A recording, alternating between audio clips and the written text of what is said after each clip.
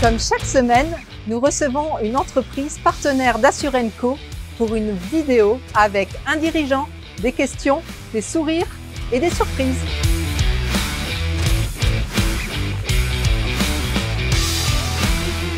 Aurélien, bienvenue dans les capsules Assurenco. Tu travailles chez Zendesk, tu es responsable de tout le secteur financier.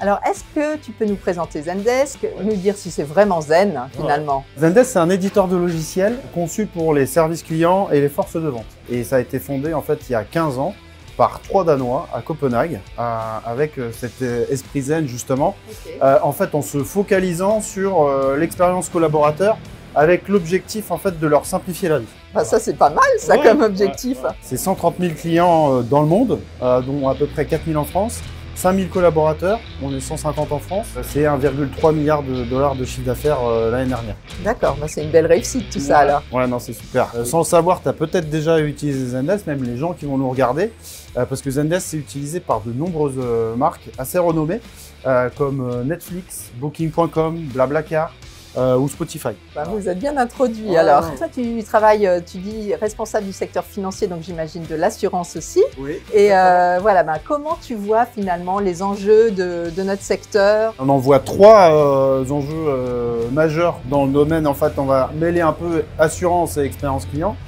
Le premier, c'est la différenciation. Parce qu'aujourd'hui, les produits d'assurance, ils sont semblables. Comment on fait pour choisir entre une assurance habitation et une assurance habitation? En fait, le client, qu'est-ce qu'il va regarder? Il va regarder le prix et il va aussi regarder l'expérience client. Ça a de plus en plus de valeur pour les clients de savoir comment ils vont être traités lors d'un sinistre, etc. Le second, c'est la concurrence. La concurrence est exacerbée sur le secteur. Les banques sont venues faire de l'assurance. Il y a de nouveaux pure players qui arrivent sur le marché, comme Luco, Leocare, etc., qui viennent un peu disrupter le marché sur le domaine aussi de l'expérience client. Le troisième, c'est le facteur humain. En fait, les assureurs tentent de remettre l'humain au centre de l'organisation et en fait d'atteindre l'objectif du collaborateur augmenté. C'est pas quelqu'un bionique, etc., mais c'est vraiment quelqu'un avec qui on va donner des outils. On peut mettre de l'intelligence artificielle derrière pour pouvoir les aider à apporter des réponses plus pertinentes aux clients, à leur faire des recommandations. Être plus pertinent, aller plus vite, chercher les infos de façon efficace. Merci déjà pour tout ça, parce que ça aide bien. Quelle est la valeur ajoutée de Zendesk? La première chose, c'est que Zendesk se positionne comme le partenaire des champions de l'expérience client ou des entreprises qui souhaitent le devenir pour proposer une plateforme qui va leur permettre d'améliorer les indicateurs de l'expérience client. Et le fameux Zen, en fait, on se base sur l'outil, la plateforme, le logiciel a été pensé par rapport à la symétrie des attentions. En améliorant le quotidien des collaborateurs, on va in fine améliorer l'expérience client et la satisfaction. Okay. Et le troisième point, on propose en fait un logiciel no code, c'est un peu le buzzword en ce moment, ça veut dire sans développement. Okay. Tout est à la main, on peut tout configurer en point and click, il n'y a pas besoin de compétences techniques ou de développement. Et ainsi, en fait, on permet aux métiers de reprendre la main sur la gestion des processus et puis on leur permet de devenir agile. Okay. Et tout ça, en fait, c'est des forces qui nous permettent aussi de proposer des projets d'implémentation qui sont rapides. C'est des projets qui se comptent en semaines et pas en mois. Si tu avais une image, un animal, une chose et tout ça pour illustrer tout ça, tu choisirais quoi? C'est pas une image, c'est plutôt une chose en fait. Okay. C'est ce qu'on a tous dans la poche aujourd'hui, c'est un smartphone. Ouais. Pourquoi? Parce qu'avant l'apparition du smartphone, on avait tous plusieurs appareils. On avait un baladeur MP3, on avait un appareil photo, on avait un téléphone. L'apparition du smartphone a permis de la convergence vers un seul appareil. Et puis un smartphone, c'est un peu comme Zendesk, c'est beau, c'est simple à utiliser et on va retrouver toutes les informations dedans. Et c'est aussi omnicanal, puisqu'avec un smartphone, on peut faire un WhatsApp, un appel, des emails, etc.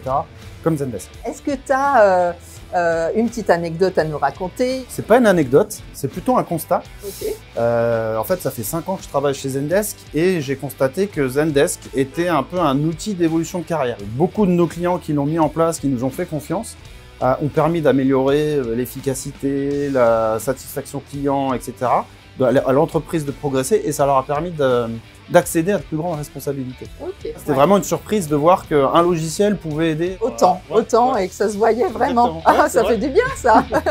Et on a aussi beaucoup de retours des clients qui aiment le logiciel parce qu'il est convivial et il est facile à utiliser. Super. Bon, et Assurenco alors? Ça fait 3 ans qu'on est partenaire maintenant d'Assurenco. C'est un réel plaisir de travailler avec Arnaud et Stéphane parce que c'est un business club qui permet de rencontrer des gens du secteur de l'assurance et de les sensibiliser à l'expérience client. Puis il y avait une question, je crois, sur une action. Et l'action, elle est liée à Assurenco. Moi, si j'avais un souhait, ce serait vraiment que Assurenco, conjointement avec Zendesk, et il y a d'autres partenaires qui sont dans l'expérience client, comme Zion et Axalis, d'organiser un événement avec les directeurs de l'expérience client du secteur de l'assurance. Ah, c'est une bonne idée. Voilà. Ah bah super. Bon, Donc, que des réjouissances. Ah bah super. Ils vont faire progresser le secteur. Bon, alors ma petite question surprise. Moi, ce que j'entends beaucoup, j'entends métaverse, crypto-monnaie, NFT, réalité virtuelle, etc. Est-ce que toi, tu vois quand même des applications dans le secteur de l'assurance ou tu trouves quand même que c'est que de la mousse pour le moment? Peut-être que de la mousse ou beaucoup de buzz en ce moment, mais je pense qu'il y a des applications concrètes qui vont se lancer dans les années à venir. Le NFT, il pourrait permettre d'avoir un contrat d'assurance ou quelque chose, ou la vignette, puisqu'on en retire la vignette aujourd'hui. Peut-être qu'il y aurait un flashcode qu'on mettrait et qui permettrait de voir si l'assurance est à jour avec un certificat NFT. Vaut mieux regarder quand même ce qui se passe. Il faut regarder attentivement. Ouais. Merci beaucoup. Merci à bientôt. Magali. À bientôt.